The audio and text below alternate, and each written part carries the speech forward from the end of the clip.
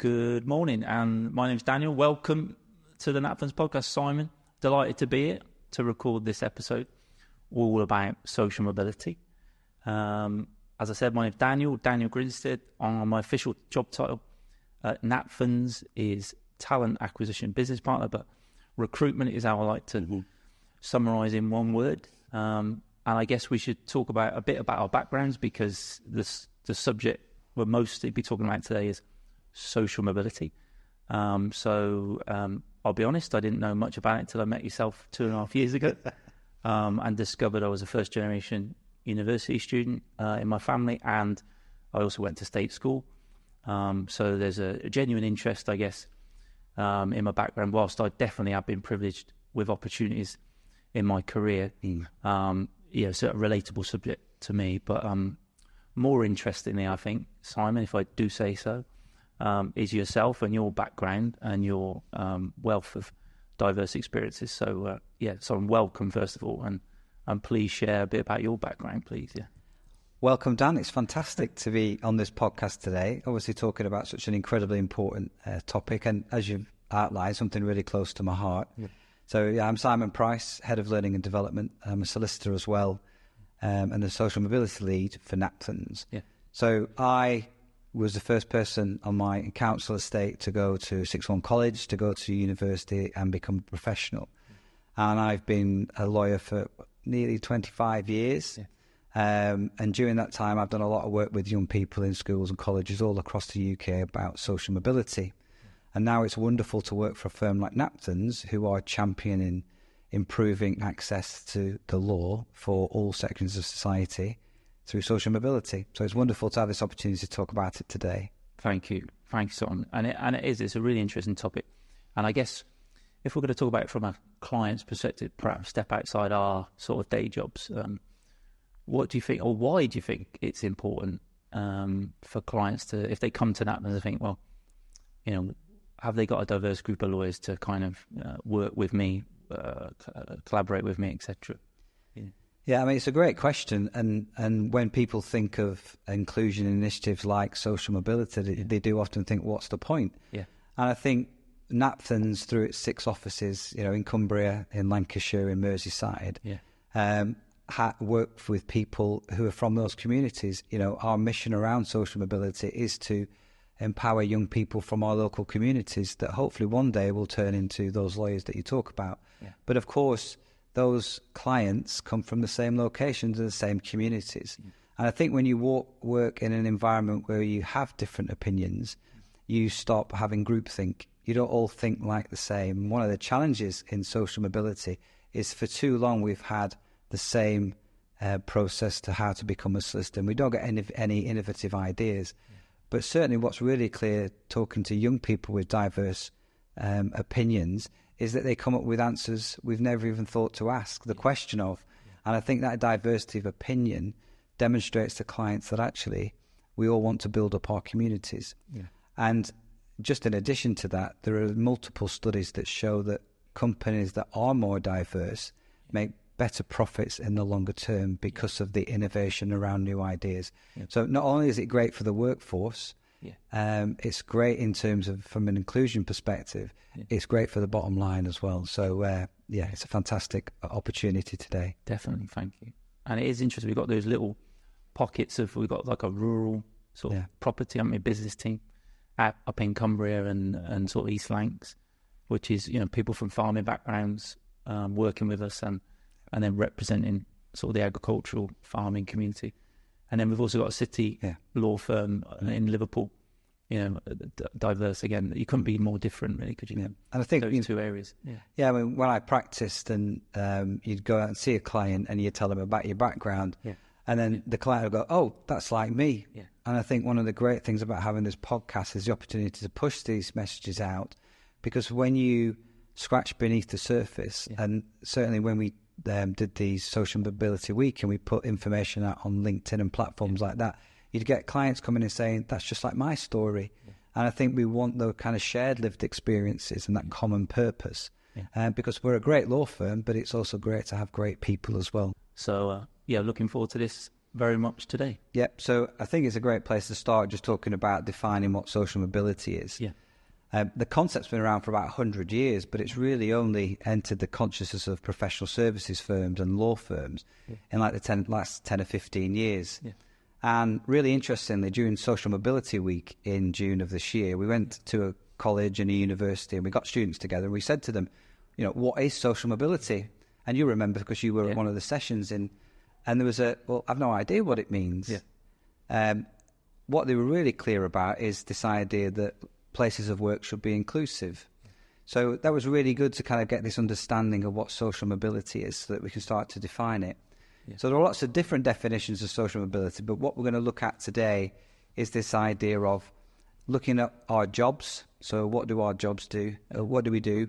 How much do we earn? And then comparing those to our parents. So, for example, my parents, worked in a supermarket. I was an electrician. Yeah. I became a solicitor. I'd be socially mobile.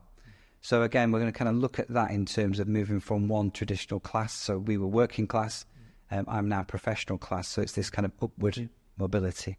Okay, thank you, Simon. So that's what social mobility is. And now, what do you think that means to us, really? What do you think social mobility means to us in the working in the legal sector specifically? Because that's what we very much are part of in NatFund's legal services. Yeah, and I think for me, talent's everywhere, but certainly the evidence would suggest that opportunities aren't. So there's 7% of the population go to private school, but 22% of solicitors in this country are privately educated. There's also a really interesting study by Oxford University that talks about if you come from if your parents are a professional background, you're 20% more likely to be a professional than someone from not similar backgrounds. And what that does, it just keeps the status quo. Yeah. What it does is it cuts off routes for people who haven't got those opportunities. So I think championing social mobility is not just an inclusion initiative. It's about making sure that we find the best talent wherever they are and creating those opportunities. Definitely. Thank you, Simon. I mean, it all makes sense so far. I know what it is. I know what it means to us working in the legal sector. And obviously, people talk about barriers that young people face getting into the legal sector and into a career in law, perhaps. So perhaps you could share a bit more insight into what you think those barriers are, those obvious barriers, I guess, to start with. Yeah, I think that the most obvious barrier to start with is you've heard the phrase, it's not what you know, it's who you know. Yeah, absolutely. And I think this idea of our social networks are hugely important. Yeah. We've already talked about the importance of having professional background.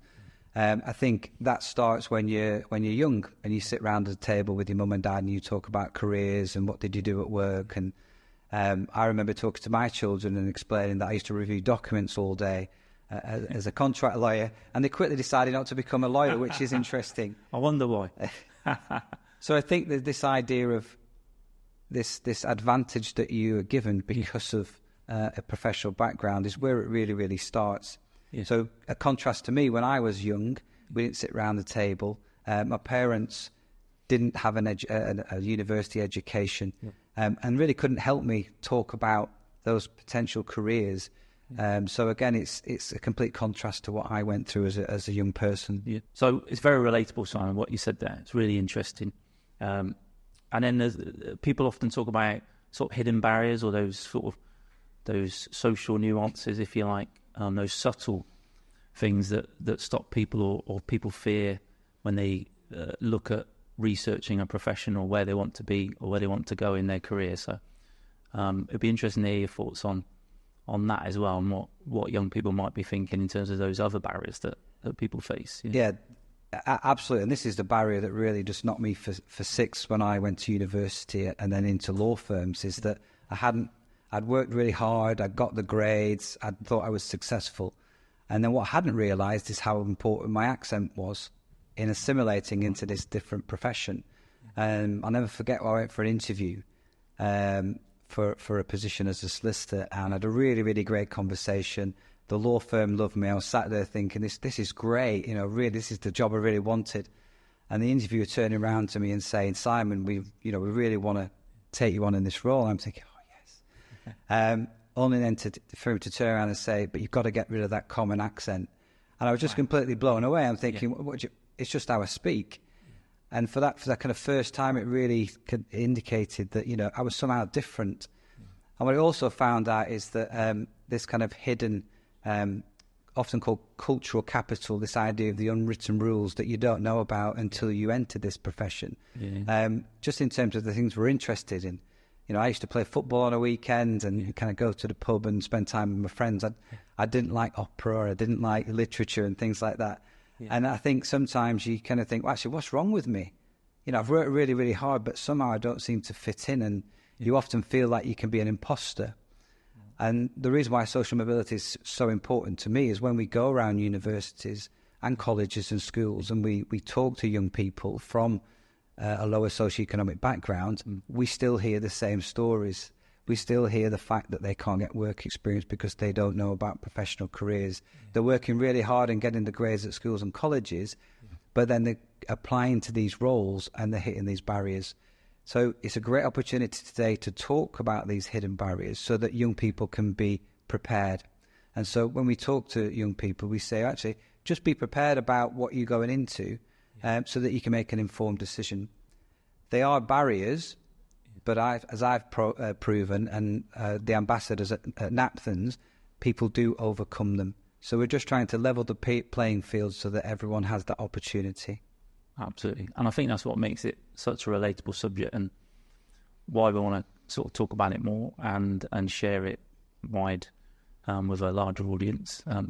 Also, let's talk a bit about moving on, if you like, to what Napthans are doing and what we've been doing specifically to help sort of look at those barriers. And, you know, we're trying to, obviously, like you say, level the playing field. So should we talk a bit about what we've been doing, you've been doing specifically at Napthans?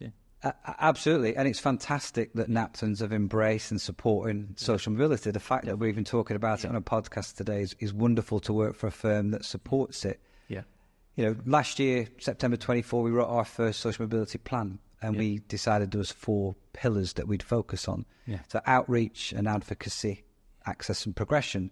And certainly in the outreach and advocacy, we've worked with almost 1,000 young people in the last 12 months. Why? But of course, we've also made changes to our recruitment as well. Dan, do you want to tell us a little bit about that? Yes, thank you. The first thing I want to highlight, I guess, is a big shout out to our degree apprenticeship scheme, which I think the legal sector itself has created. So that's the first thing to say, which is great. They've embraced that new scheme. So the Solicitor degree apprentice and then Napthans have also jumped on it, which is great. So we're going into our 3rd year now in 2025 September, and I think that has, you know, instantly opened up another pathway for young people to get on that qualification route. Because as many people may or may not know, listening and watching, traditionally it's very much been a graduate, postgraduate, hasn't it? Absolutely. Route to qualification. So I think that's the first thing to note. And also what's been good to see is Napthans colleagues and partners and lawyers embrace the degree apprenticeship, because they've also been massively impressed, as have we, with the post A-level, 18-year-old candidate versus the graduate population. So that's fantastic to see, and they've been really, really pleased with that. So long may that continue, and we're going to carry on doing that. And the other thing, if you don't mind, a bit of self-indulgence, but to highlight... Self-indulgence, Dan.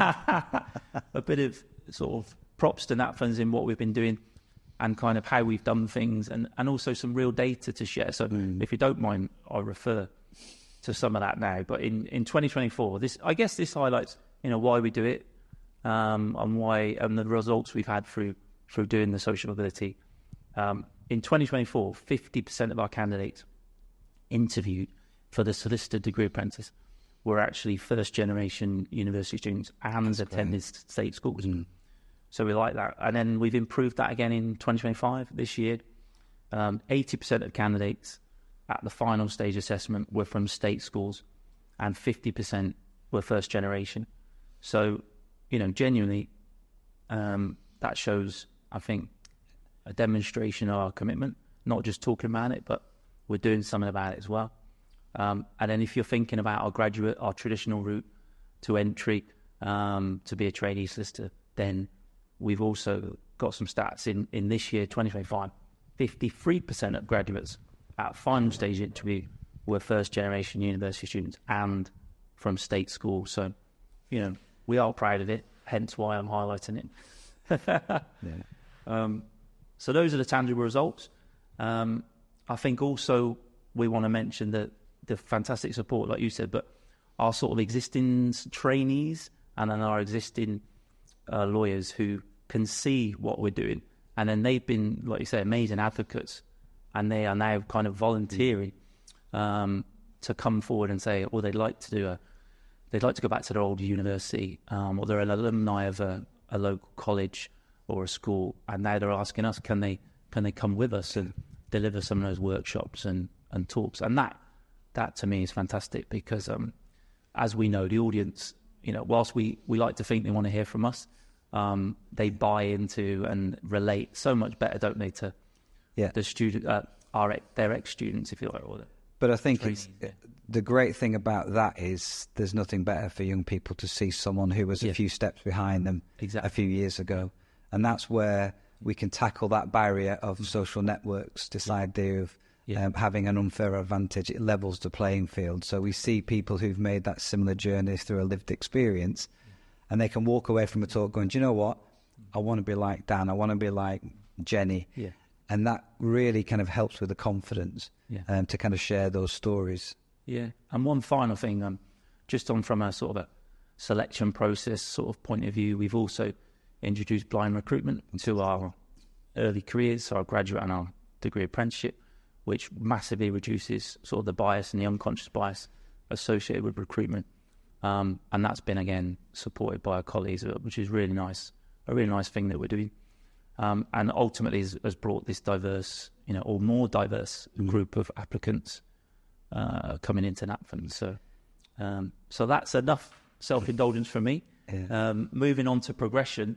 Can I just come back on that? Yeah, of course you can. I think the great thing about the blind recruitment is we recruit on what we see and hear. Yeah. And again, it's not about how you sound or what university you went to. It's the best person for the job. Yeah. And it's great to kind of hear those stats, because it proves that what we're trying to do is making some small difference. Yeah. So I love that, and it's a great thing. Thank you. So progression. So it's all very well me talking about how great I am at bringing people into NAPFN, but when they get here, people want to know, do you just leave them at the door? What? Because that's a big transition, as we've learned as we've gotten, let's be honest, and we've made mistakes. Of course, we have along the way, but what happens when they get to NAPFN's first day onwards? Over to you, because you've been brilliant at setting that up. No, we just do leave them at the door. There's your pass. I'll see you later. No, I think. It is a misconception that once you get into a law firm and you're a trainee, an apprentice, or a solicitor, you've made it. That's it. The bias stops, but it doesn't. There's a really interesting report from the Social Mobility Foundation, I think it was last year or the year before, that said people from a lower socioeconomic background, when they become a professional, earn on average £6,000 less than someone who's from a professional background. Why? So the reason is because it's more difficult to assimilate. They don't go for opportunities. They still feel they're an imposter. They don't put themselves forward. So last year we launched a couple of programs, one for the apprentices and the trainees, called Flourish.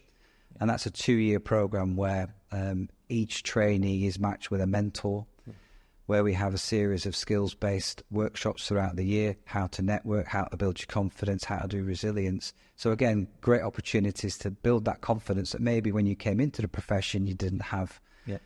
And we still don't stop bugging them, even when they qualify, because we also launched Launchpad. Yeah. I like a name for a program. I don't know where you come up with these names. Yeah. I sit there on my little pad on the way into work. So it's... I remember when I was a trainee and a solicitor that you were there, you knew the law, you knew how to win clients, but there was just something missing. So again, we help the qualified solicitors learn how to network again. So we build on what we've told them in the Flourish program. So how do you win that first client? How do you build a practice? What's your professional practice like? Who are you going to sell to? What's your value proposition? So that, again, we're leveling the playing field. So they go out, win work, And of course, the benefit of that is it helps Naptons. Yes. That the more people we've got winning work, Yeah. and having confidence in themselves, Yeah. the better it is for everybody. Yeah. A great bit as well in terms of just this idea of when people go into the profession. As you know, we measure the social mobility data as well. We capture that. Yeah. You know, and the stats are really, really good on that. I haven't been as efficient as you today. I've written them down. But overwhelmingly, 80% of our people are first-generation universities. So we're doing really well as a firm, which again gives you real confidence about the social mobility journey that we're on. Yeah. And I think, you know, I know I'm biased, but genuinely, those peer-to-peer groups, I think, you know, the feedback we've had from colleagues now who've been in the business and sort of been part of them has really been positive. And I think that does help us, you know, attract and retain people. So is there anything else that have we forgotten anything else about what we've been doing with perhaps the young people? Anything else we might have forgotten that we've been doing on those barriers here? No, I think we've alluded to it in a lot of what we've said already. I think, but what often gets missed out in this social mobility is to kind of move it away from being a benevolent kind of, you know, we're here to help you type approach, and you should be grateful for whatever we do. We try to do it in a different way. So when we go out to universities and colleges and schools, we don't tell them this is the way it is. We ask them, you know, what barriers do you face? But actually, how could you overcome it? Because again, you know, it's their career, it's their lived experience. So what was right for me in my journey, it might not be right for them. And what's often great about these sessions is you get young people, they're so innovative. They're not burdened by groupthink and kind of an experience where they've been in a law firm for so many years. So they come up with some wonderful solutions, and what they do is ask really great questions. Oh, yes. And going back to the session we did in June of 2025 with the universities, what do you mean that the profession isn't inclusive? There was almost a disbelief that they've grown up and they're asking better questions. What do you mean that I'm going to have to work really hard to have work-life balance? Of course I should have work-life balance. So again, I think those young people coming into the profession will ask better questions of our generation. And so it's a really great a kind of approach from that. But I think all of this is really important to get those views, because I have got some stats and I'm going to look at my script here. So go on. So recent data from the Office of National Statistics found that 1 in 4 young people from lower socioeconomic backgrounds felt that they didn't even have a chance to be socially mobile. Wow. So 1 in 4. I mean, that's a horrible figure. There was also a recent study in 2023 by the Institute of Fiscal Studies that said that there was a north-south divide on social mobility, and that young people growing up in the North and the Midlands would find it harder to be wealthier than the parents. And there was a quote by a member of the interview panel, and they said, I just think I'm really quite apathetic. This is a young person speaking. Right. You can work really hard, and I think you'll probably do well in life. But I feel like you can also work really, really, really hard and still be unsuccessful. So there's so much still to do. And I think giving people or empowering people to believe that they can succeed is often the first stage. And what is really clear is to progress into the law firm, whether you're from a professional background or a working class background, is it is hard work. And there will be setbacks, but that's resilience. And that's why when people come into the business, we teach them about resilience. You do? And you have a workshop on it, Simon? I've got a workshop, it's on the skills curriculum. But also when the university students come to us, we ran a workshop with our colleague Salma on resilience and kind of overcoming barriers. So again, the more we can equip our young people with the tools to help themselves, the more successful I think it's going to be. Thank you. I think we've covered a lot there, haven't we? And some might not make the final edit, but we're going to talk. Final question for me, I guess, about this to you about I guess a shout out to the listeners, aspiring lawyers, you know, the young student, whoever they may be, wherever they may be, and sort of what final piece of advice would you say give them to when they're looking at those barriers to entry? Simon, what would you say? Well, I'm always in a hurry to get to the finish, so I've already answered my own question here, which is great. So, I think it's about educate yourself as to the pathways. So if you're 18 and you're at college and you're thinking, actually, is an apprenticeship right for me? Yeah. Do your research. Yeah. You know, pop on our website. Yes. Look on the apprenticeship service website. Get a feel for what that apprenticeship looks like. Yeah. Come to one of our talks, hear from our apprentices, ask them what's it like every day, so that you're making more of an informed decision. Yeah. And I think go and ask your career service at university or even a college or a school has one. Yeah. What pathways are open to me? What university is right for me, so that I can either enter as a graduate or I can come at 18. Yeah. My journey, I'd have loved to have an apprenticeship at 18, and I would have gone that route at that stage in my life. Yeah. And I think the last point, and I would love to have spoken to someone like me when I was on my journey, and for someone to be able to say, it's okay. Yeah. And I think that's where the power of our social mobility advocates at Napthans, but also the trainees and the apprentices sharing their stories, because you want to look up to somebody who's been through the same struggles. Yeah. So thanks, Dan, for that great question. Now back to you.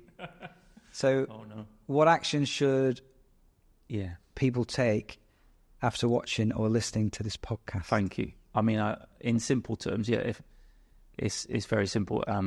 If anything resonates with what you've heard or listened to today or watched, then take this as an open door. You know, we use that sort of hashtag opening doors, but in social mobility. But genuinely, we're open to that contact. You might be a student, as we said. So you can step forward. You might be a college, a university, a school, that you can jump online and invite us to come and talk to you. We love a day out. We love to get away from our desks and to have a coffee. To have a coffee, to talk to people about this topic, but also educate, what you said about telling people about the pathways. So genuinely, we have got a web page, which I'm going to have to refer to because it's a good reference point. So it's napthans.co.uk/careers/social-mobility. But also, I also would like to finish with, you might be a qualified lawyer and you might be a very experienced solicitor or legal executive or professional in law, and you might think, you know what, I might just look into that firm for my future career, because I might just see a different social purpose perhaps to the work I'm doing, and I'd like to get involved in something away from my day job as well. So, you will be very, very welcome to do that as well. Final. And then if email is your preferred contact method, then I'll definitely shout out our email address, which is very simply mycareer@napthans.co.uk. That's my career, all one word, at napthans.co.uk, if you'd like to contact us. And then I think our time might be up, Simon, as much as we enjoy talking to each other. We've got to wrap it up, this fantastic podcast episode. We've done it. It's been wonderful to discuss social mobility with you today. I know it's close to your heart.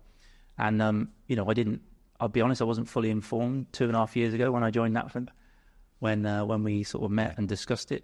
But, I didn't realise I was a first-generation university student, perhaps, and I went to a state school. I know your background is very similar. So that's the reason we've got a genuine interest in it. And long may that continue. Simon, thank you for joining us. Thanks, Dan. It's been wonderful. Thank you. See you later.